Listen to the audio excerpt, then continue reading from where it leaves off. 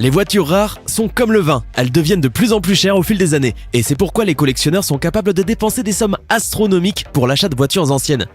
Rien de surprenant à cela quand on considère qu'elles font partie intégrante de l'histoire, qu'elles représentent un symbole de la gloire de leurs anciens propriétaires, ou encore qu'elles symbolisent parfois une époque tout entière. Bienvenue à tous les amis, aujourd'hui cette vidéo parle de magnifiques voitures rares et chères, allant de la Ferrari qui coûte quelques millions de dollars à la voiture la plus chère de l'histoire.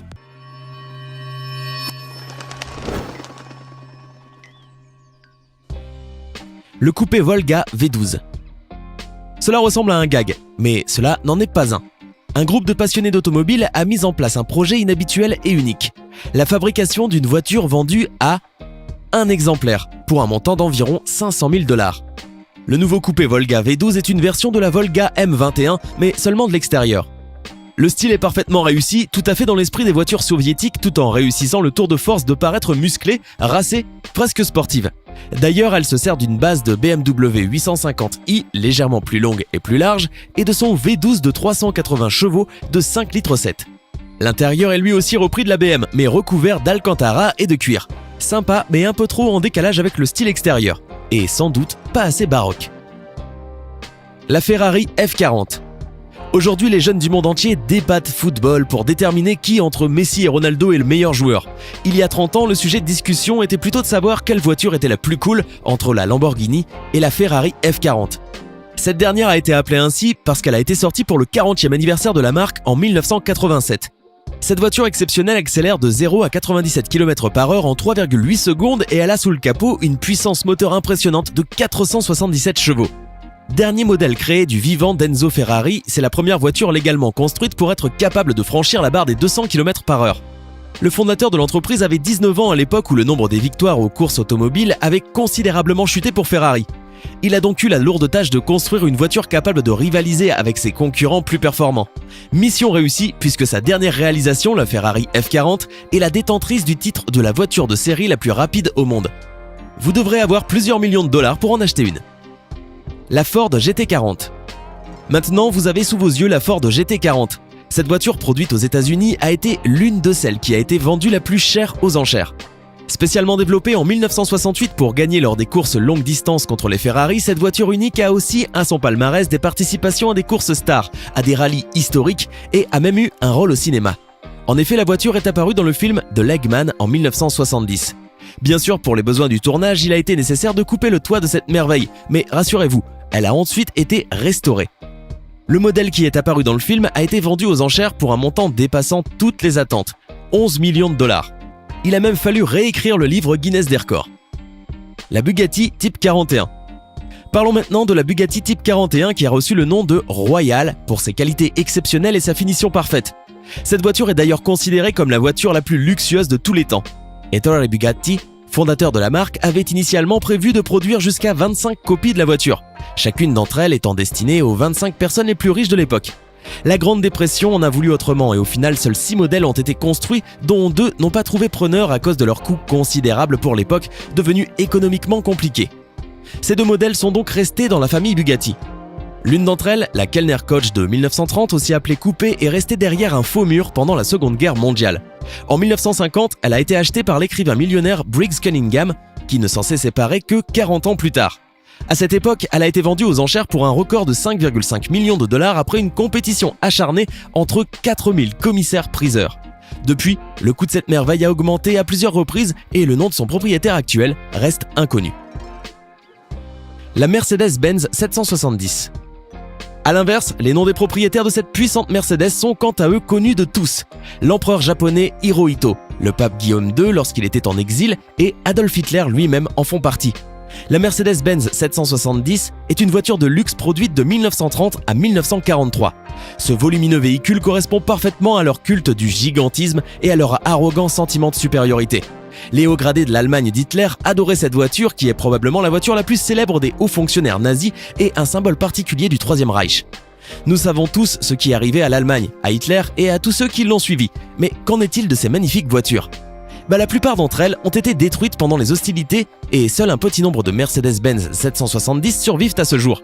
Malgré tout, l'une des 7 voitures utilisées par le Führer lui-même peut être vue dans le musée canadien de la guerre à Ottawa. La Mercedes-Benz 540K.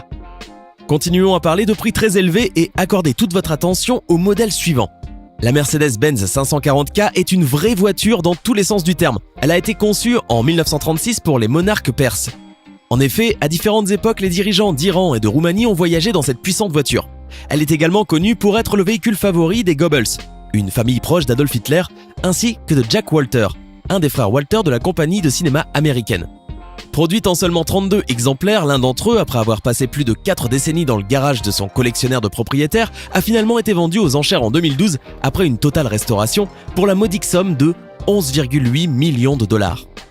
La Bugatti Type 57 SC Atlantic. Passons maintenant à cette vieille voiture longtemps considérée comme étant la plus chère. La Bugatti Type 57 SC Atlantic de 1936, rééditée en 2010, a été achetée à une vente aux enchères pour un prix record de 38 millions de dollars. Seules 4 copies de ce modèle ont été produites, mais uniquement 2 ont survécu à ce jour. L'une d'entre elles a été réalisée sur ordre de Rothschild, mais a finalement été vendue à Peter Williamson pour 50 000 dollars.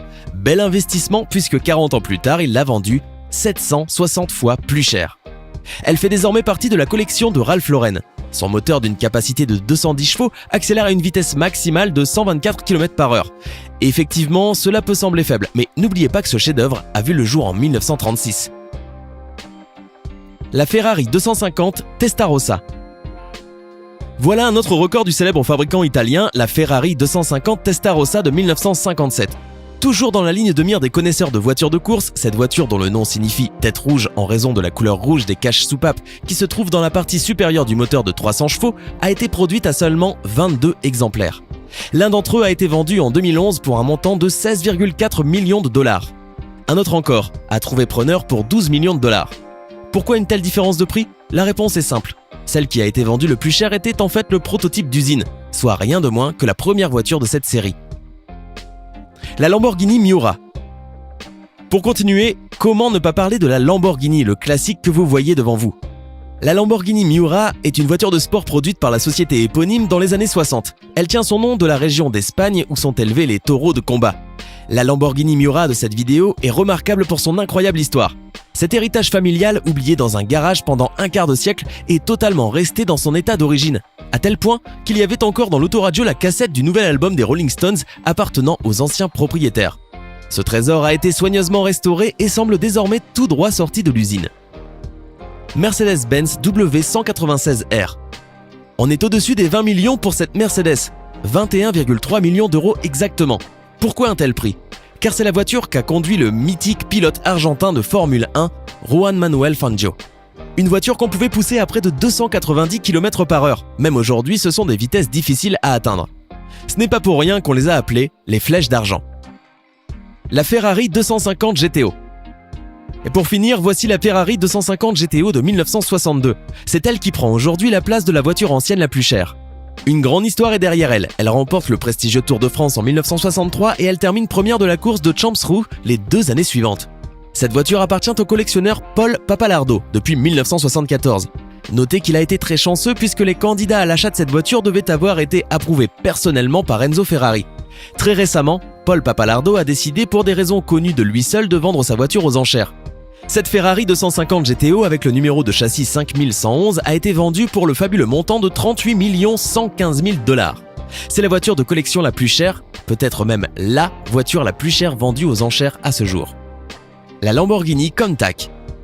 Apparue au milieu des années 70 pour remplacer la Miura, la Lamborghini Countach reste l'une des supercars les plus emblématiques de la fin du siècle dernier. La Lamborghini Countach est, avec la Ferrari 512 Berlinetta Boxer, le modèle le plus important sur le marché de l'automobile sportive des années 70. Le nom Countach provient d'une expression d'argot piémontais signifiant « fabuleux ». Il marque l'expression d'étonnement et d'admiration qu'aurait lâché l'industriel turinois Bertone à la vue de la voiture sortie sur route pour la première fois. Restée près de 20 ans au catalogue, elle aura évolué tout au long de sa carrière en devenant plus agressive et plus puissante. Un modèle qui a été vendu aux enchères et qui date de l'année 1975 a atteint en 2014 l'incroyable somme d'1,2 million de dollars lors d'une séance organisée par Bonhams. Qu'en pensez-vous ? Laquelle de ces voitures extraordinaires avez-vous préférée ? Laquelle rêveriez-vous de posséder ? Dites-le nous en commentaire. Hey, c'est tout pour aujourd'hui. Si vous avez aimé la vidéo, n'oubliez pas de la liker et de la partager avec vos amis. Et si vous êtes nouveau sur la chaîne, n'oubliez pas de vous abonner et d'activer la notification. Bye bye!